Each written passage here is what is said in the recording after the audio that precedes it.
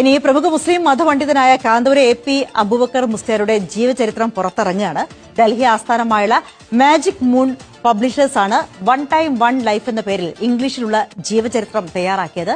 യാഥാസ്ഥിതിക മതനേതാവ് എന്ന പേരിൽ അറിയപ്പെടുന്ന കാന്തപുരത്തിന്റെ ജീവചരിത്രം എഴുതിയവരിൽ വനിതയും ഉണ്ടെന്നതും വളരെ കൗതുകമുള്ള കാര്യമാണ്.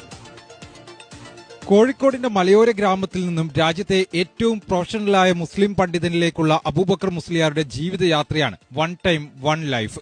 ഈ ജീവിതം കേരളത്തിനും രാജ്യത്തിനും പുറത്തുള്ള വായനക്കാർക്ക് പരിചയപ്പെടുത്തുകയാണ് പുസ്തകത്തിന്റെ ലക്ഷ്യം. പൊതുസമൂഹത്തിനു കൂടി അദ്ദേഹത്തിന്റെ ജീവിത സാഹചര്യങ്ങളും എങ്ങനെയാണ് അദ്ദേഹം വളർന്നു വന്നതെന്നും അദ്ദേഹം എങ്ങനെയാണ് ഒരു സമൂഹത്തെ മാറ്റിയെടുത്തത്, വിശിഷ്യ വിദ്യാഭ്യാസ പ്രവർത്തനങ്ങളിലൂടെ, ചാരിറ്റി പ്രവർത്തനങ്ങളിലൂടെ, ആരോഗ്യ പ്രവർത്തനങ്ങളിലൂടെ അദ്ദേഹം മാറ്റിയെടുത്തത് എങ്ങനെ എന്നതിനെ പ്രതിപാദിക്കുന്ന ഒരു ഗ്രന്ഥമാണ്.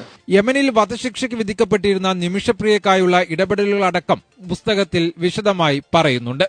15 അധ്യായങ്ങളിലായി 300 പേജുകളിലായാണ് ജീവചരിത്രം. മറ്റ് രാജ്യങ്ങളിൽ ഉസ്താദ് നടത്തിയ ഇടപെടലുകൾ, അതേപോലെ മറ്റ് രാജ്യങ്ങളിൽ പോകുമ്പോൾ ഇന്ത്യയെ പ്രതിനിധീകരിച്ച് ഇന്ത്യ എന്ന ഒരു വികാരത്തെ എങ്ങനെ, ഇന്ത്യയിലെ മതപരമായി എങ്ങനെ നമ്മൾ ജീവിക്കുന്നു, സാഹോദര്യത്തിൽ എങ്ങനെ ജീവിക്കുന്നു എന്നതിനെ പറ്റിയൊക്കെ പരാമർശിക്കുന്ന സംഭവങ്ങളൊക്കെ ഈ പുസ്തകത്തിൽ പ്രതിപാദിക്കുന്നുണ്ട്.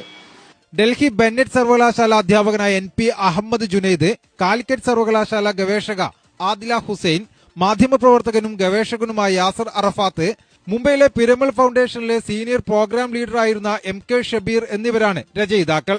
UAE യിലെ പ്രമുഖ വ്യവസായിയും സാമൂഹ്യ പ്രവർത്തകനുമായ സലാം കോലിക്കലാണ് മുഖ്യ രചയിതാവ്.